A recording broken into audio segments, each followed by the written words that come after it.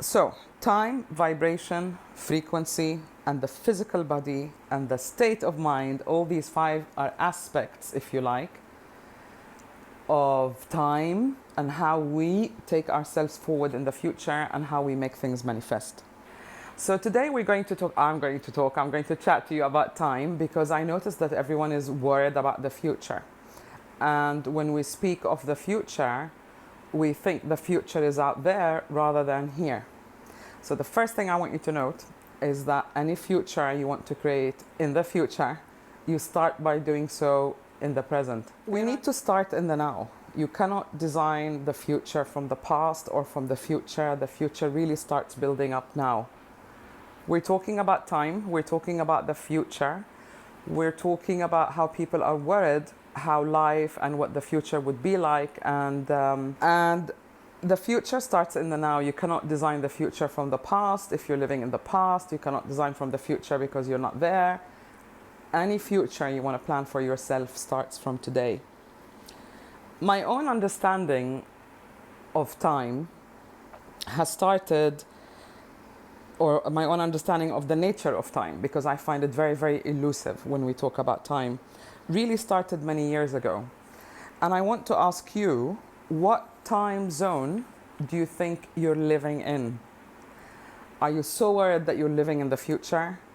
Are you so overwhelmed by your past that you're still living in the past? So keep that in mind as we chat today about the future. So my understanding of time started when I was a child. I mean, even as a child, I noticed that time is elastic. Well, haven't you? When you're playing and you're having fun, time seems to go really, really quickly. And also when you're panicking in an exam, time seems to go by very quickly. And then time seems to go really, really slow, like today. When you're bored, when you've had your fill, when you're waiting for a loved one to arrive home, it just goes so slow. So what does that tell you? It's elusive because really time stretches. Our perception of time stretches. Our perception of time can also be limited. When I started studying the piano, my understanding of time, kept developing. Because one time, my piano teacher walked in with a very strange present. And it was a metronome. And I hadn't seen one. I didn't know what a metronome was. And it was an odd-shaped pyramid that looked like a coffin box. And you opened it, and this piece of metal started going ting, ting, ting. And suddenly playing the piano wasn't really fun until I understood that you could really write the best piece of music. But if you don't put the time to it, if you don't put the rhythm to it, then how do you know what it sounds like? So what my teacher did is he started me off playing really slow so that I could remember the notes and remember the piece. And as I became more confident, we sped it up until we reached the right time.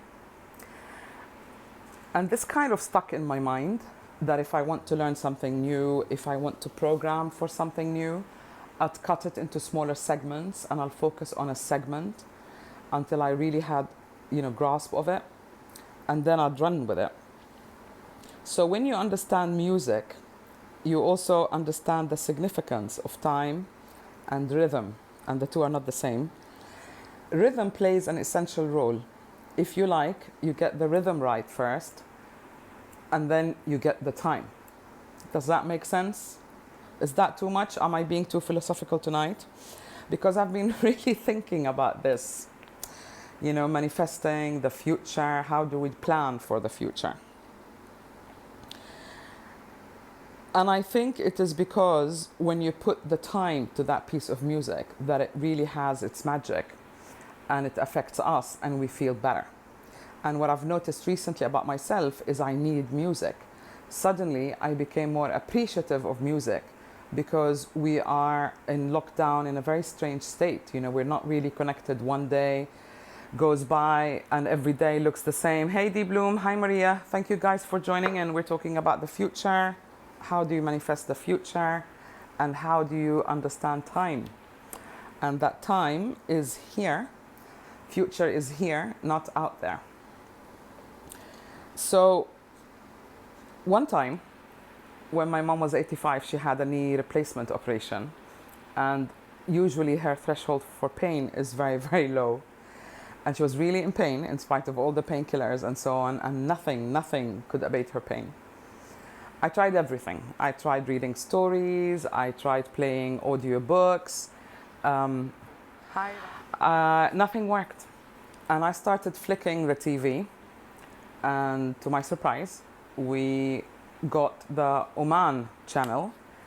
And by the way, they have an amazing classical orchestra that plays all around the world, Vienna, etc. And I can't remember what they were playing that night, but it was so amazing, that piece of music, that I instantly felt uplifted, as if I'm outside time, space.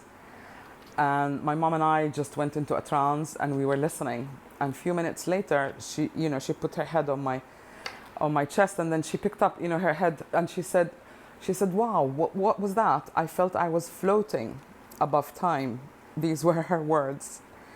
And I thought, wow, if you get the rhythm right, if you get the time right, our bodies, physical bodies, really react to it. So that's another thing. You need to get to know the time so that you know how, not to manipulate it, but how you literally create a timeline that is favorable to you, a future that is favorable to you. Later on, when I was much older and I studied healing, I came to understand time, rhythm, vibration in a different way. When I touched a person, if they had an illness or a disease, I felt two things. I felt that area of the body was too cold. I mean, immediately, as soon as I put my hand on them, I'd go back, and then I knew immediately where it was out of sync. And the other thing I noticed is like time, rhythm was very different. The diseased area, for lack of a better word, was on a slower vibration, and then the rest of the healthy body was on a different level, on a higher vibration, if you like. And this made me kind of see or link time, vibration, how do people heal, why do people not heal. And I really noticed that in order to heal, you need to be in the present, physically, mentally, emotionally. And people who do is because their mindset is in the now. They're not worried about the future, what's going to happen. They're not going over their past, regretting things and what they should have done. They are really present in the present tense. And if you like, to create things, you need to be in the present. You can't create something from a different point of view. It's true, we have logical brains and we perceive time as linear, past, present, future. But I want you to think of an incident when you took a nap for 10 minutes and you had a dream. You had deep sleep, you had a dream, and the dream was such a long epic, and you woke up and it was only 10 minutes. So our mind, brain, can perceive time in a different way. It almost like speeds up when you are in a dream state. So I call it outer time, and I call the time, the logical time that we exist in, inner time. And what I noticed is that sometimes inner time and outer time get in sync. They match, and this is when the magic happens. How do we do that? I'm going to tell you later on. So with this kind of like extrasensory perception that I've developed really by studying, but I think we are all born that way, I became to perceive life differently. I became to perceive past, present, and future differently. And I started enjoying dreaming, because that's the outer time where I experimented, went different places, played around with reality, which is why I really love dreams. Because you can experiment with the future that you want. So, if you are stuck, if you are not healing, if things are not moving, progressing, moving forward in your life, it is probably because you're too worried about the future, or you're overanalyzing your past, and therefore your awareness is in the past rather than in the present. So unless you are in the present, you cannot really make happen what you want to happen. And if you're worried about how we're going to do business, how we're going to live, you're wasting that energy. Not only are you wasting that energy, I'm going to tell you what else happens. So, time, vibration, frequency, and the physical body, and the state of mind, all these 5 are aspects, if you like, of time and how we take ourselves forward in the future and how we make things manifest. These also shape our future. So I like to stay informed, but I know that you cannot have negative piece of information and forget about it. It just simply goes in. So take the facts, everything else throw away, because I don't think anybody knows what's going on. And some of my friends are coping with it by paying too much attention to what other people are saying. And I don't know if what the other people are saying is based in facts or conjecture. So forget about prediction, because anything that is predicted can be changed. And you and I can change it.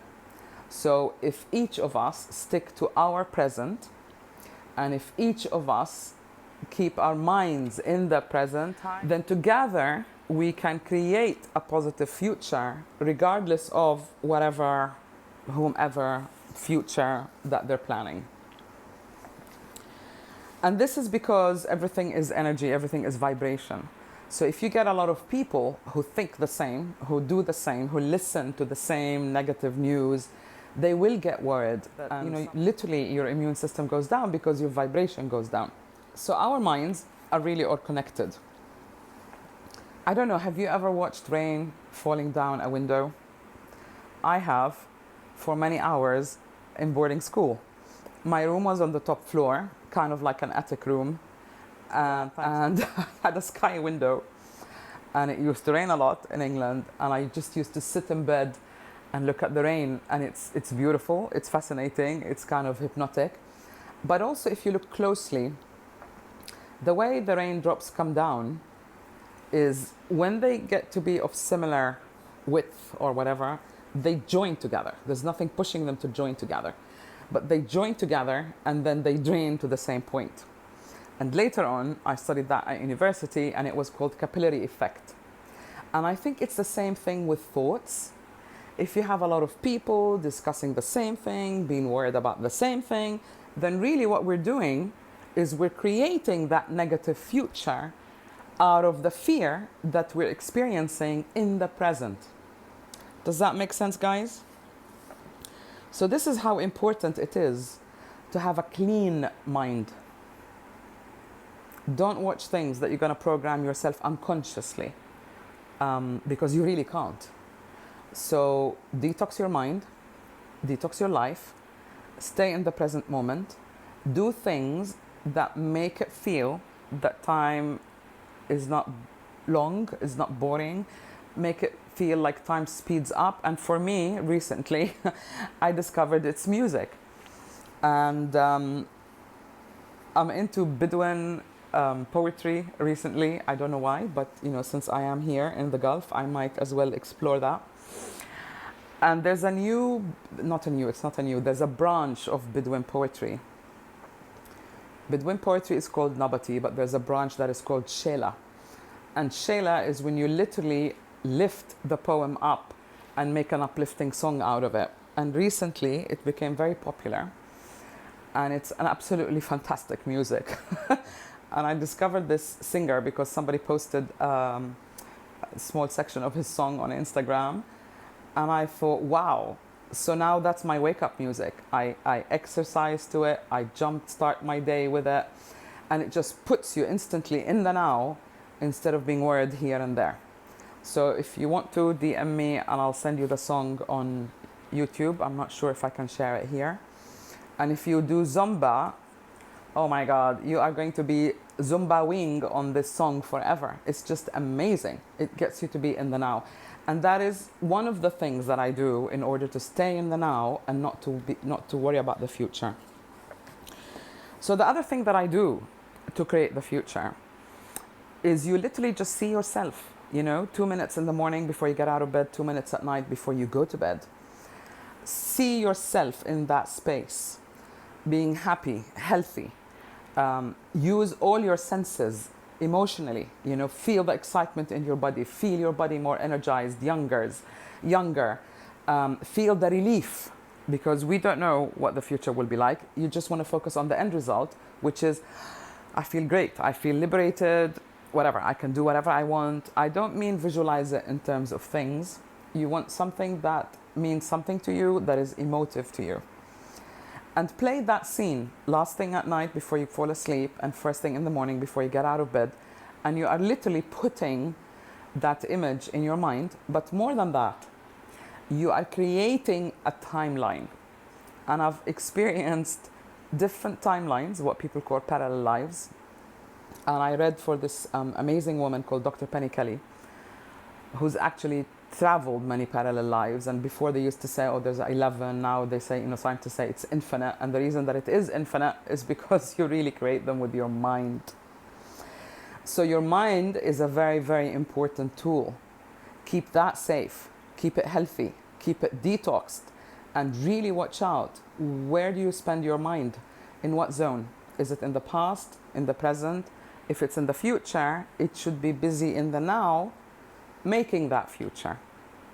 And if you repeat that with a lot of emotions, your body will think that you're there. And before you know it, things happen sooner than you think. Stay positive. And if you and I and he and she, we all do the same, believe me, that power that we create individually will add up and will change whatever future that you're worried about. It's all really energy. It's all in the mind. And we have beautiful, sophisticated machines. Let's use them properly. Stay healthy, stay well, and think about what is it that you want. What kind of future do you want to design for yourself? Take care, and really thank you. I'm grateful that you've all joined me here tonight. Bye.